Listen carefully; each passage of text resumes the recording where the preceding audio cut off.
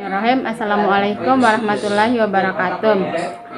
Perkenalkan, nama saya Mirna, NIM 2002-02076. Baik, di sini saya akan membacakan materi pencatatan perceraian hanya berlaku di pengadilan. A. Pencatatan perceraian di muka pengadilan agama. Dalam undang-undang, putusnya ikatan perkawinan dapat disebabkan oleh 3 sebab, yaitu kematian, perceraian, dan atas putus pengadilan. Perceraian sebagai salah satu sebab putusnya ikatan perkawinan hanya dapat dilakukan di depan sidang pengadilan. Artinya, perceraian hanya dapat dilakukan Perceraian sebagai salah satu sebab putusnya ikatan perkawinan hanya dapat dilakukan di depan sidang pengadilan. Artinya, perceraian hanya dapat sah secara hukum apabila dilakukan melalui proses persidangan di pengadilan. Untuk melakukan perceraian harus pula ada cukup alasan bahwa antara suami istri itu berhak dapat rukun sebagai suami istri. B. Perceraian melalui cerai talak atau cerai gugat. Cerai talak dan cerai gugat dikenal dalam proses perceraian yang dilakukan di pengadilan agama. Sementara bagi perceraian yang dilaksanakan di pengadilan negeri bisa dikenal dengan gugatan perceraian. Cerai talak adalah permohonan perceraian yang diajukan oleh suami terhadap istrinya.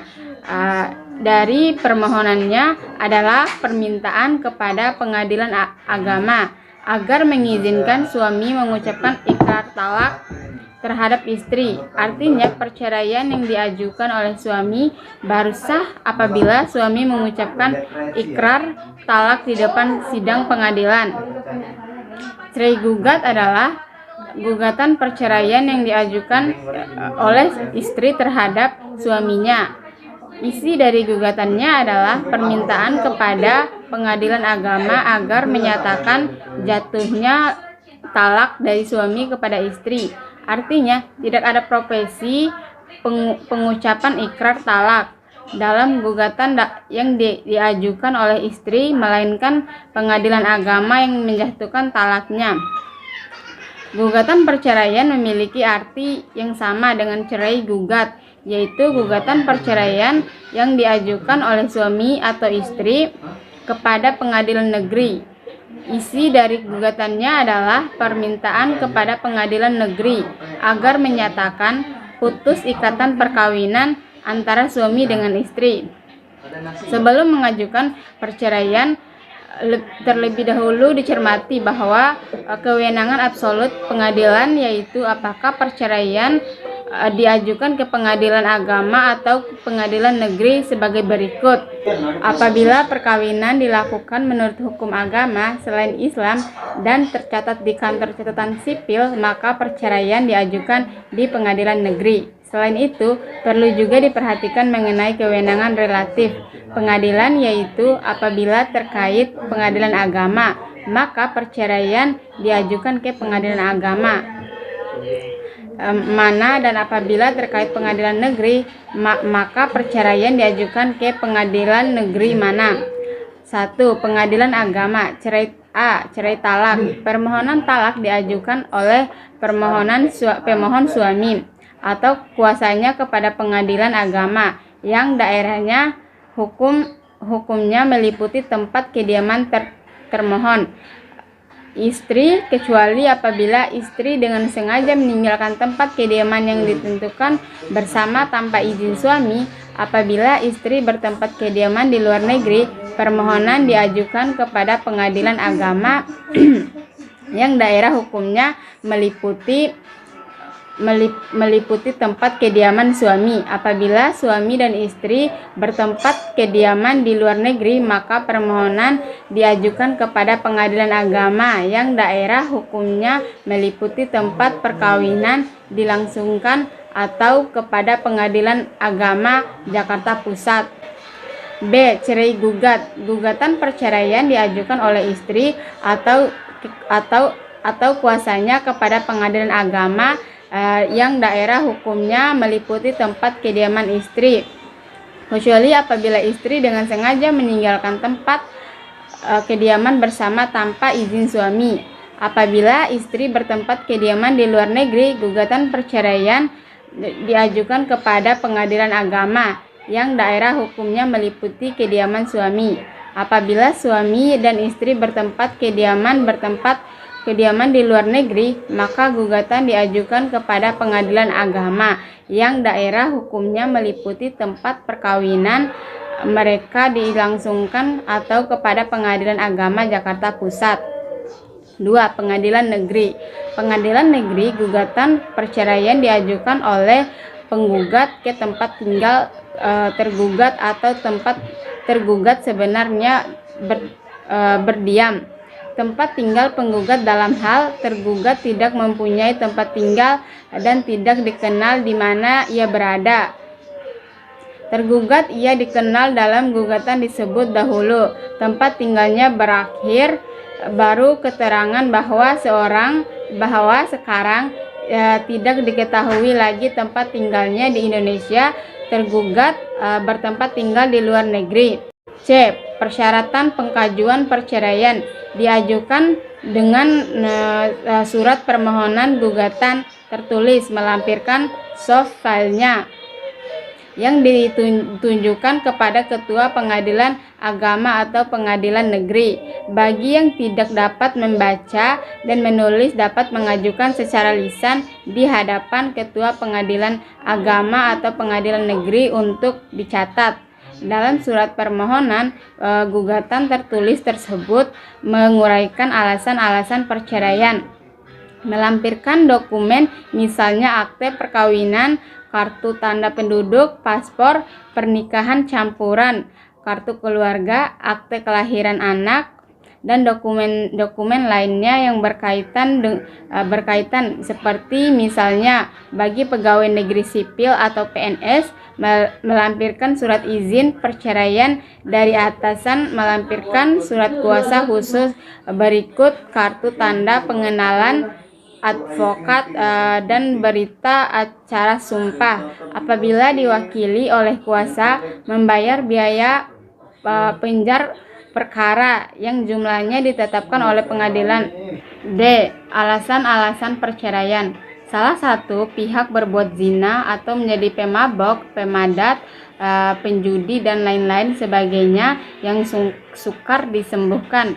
Salah satu pihak meninggalkan pihak lain selama 2 tahun berturut-turut tanpa izin pihak lain dan tanpa alasan yang sah atau karena hal lain di luar kemampuannya. Salah satu pihak berpendapat hukuman penjara 5 tahun atau hukuman yang lebih berat setelah perkawinan berlangsung.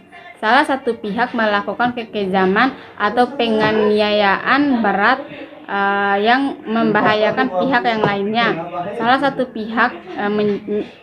pihak pendapat cacat badan atau penyakit dengan akibat tidak dapat menjalankan kewajiban sebagai suami istri. Antara suami dan istri terus-menerus terjadi perselisihan dan pertengkaran dan tidak ada harapan atau hidup rukun lagi dalam rumah tangga. Suami melanggar taklil talak, alasan khusus perceraian Islam, peralihan agama atau murtad yang menyebabkan terjadinya ketidakrukunan rumah tangga.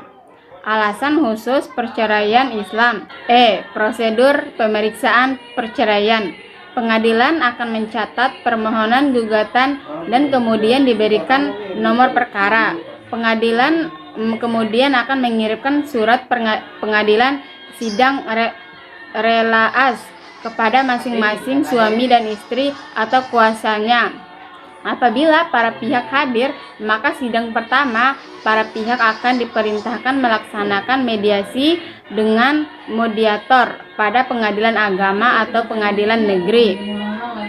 Apabila mediasi berhasil, maka akan dibuatkan perjanjian perdamaian atau dapat pula dilakukan dengan pencabutan permohonan gugatan. Apabila mediasi gagal, maka dilakukan dengan Apabila mediasi gagal, maka pemeriksaan terhadap perkara perceraian dilanjutkan dengan agenda persidangan berupa pembacaan permohonan, gugatan, jawab-menjawab dalam bentuk jawaban permohonan, gugatan berikut eksepsi, batahan, dan gugatan rekonvensin, gugatan balik apabila ada. Dilanjutkan dengan republik, yaitu tanggapan atas jawaban, dan duplik, yaitu tanggapan atas replik.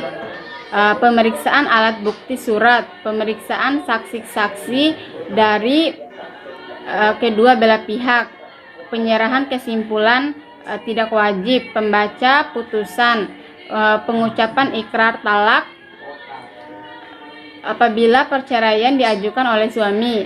Apabila pihak termohon tergugat tidak hadir dalam pengadilan telat patut, maka pemeriksaan perkara dilanjutkan tanpa hadirnya termohon tergugat. First take. Pada proses ini, majelis hakim menganggap permohonan tergugat melepaskan haknya untuk membela diri dan hak-hak dalam perkara tersebut.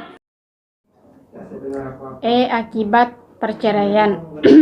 Baik ibu atau bapak tetap berkewajiban memelihara anak dan mendidik anak-anaknya semata-mata berdasarkan kepentingan anak. Diamanahkan ada perselisihan mengenai penguasaan anak-anak dapat diajukan secara terpisah atau bersama-sama dengan permohonan gugatan.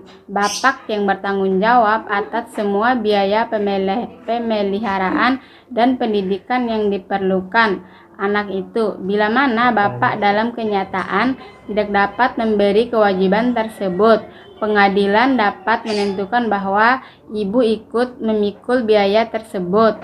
Harta bersama dibagi menurut ketentuan, di mana menurut kompilasi hukum Islam atau duda janda atau duda bercerai masing-masing berhak 1/2 dari harta bersama sepanjang ditentukan lain dalam perjanjian perkawinan. Pengadilan dapat mewujudkan kepada bekas suami untuk memberikan biaya penghidupan dan atau menentukan sesuatu kewajiban bagi bekas istri. Seperti bila mana perkawinan putus karena talak, maka bekas suami wajib memberikan mut'ah yang layak kepada bekas istrinya, baik berupa uang atau benda, kecuali bekas istri tersebut qoblak al-dukhul memberi nafkah, maskan, dan kiswah kepada bekas istri selama dalam iddah, kecuali bekas istri telah dijatuhkan talak bain atau nusyuz dan dalam keadaan tidak hamil, melunasi mahar yang masing-masing terhutang seluruhnya dan separuh apabila kolba al-dukhul memberikan biaya hadhanah untuk anak-anaknya yang belum mencapai umur 21 tahun. Baik, sekian materi dari saya, kurang dan lebihnya saya mohon maaf. Sekian, wassalamualaikum warahmatullahi wabarakatuh.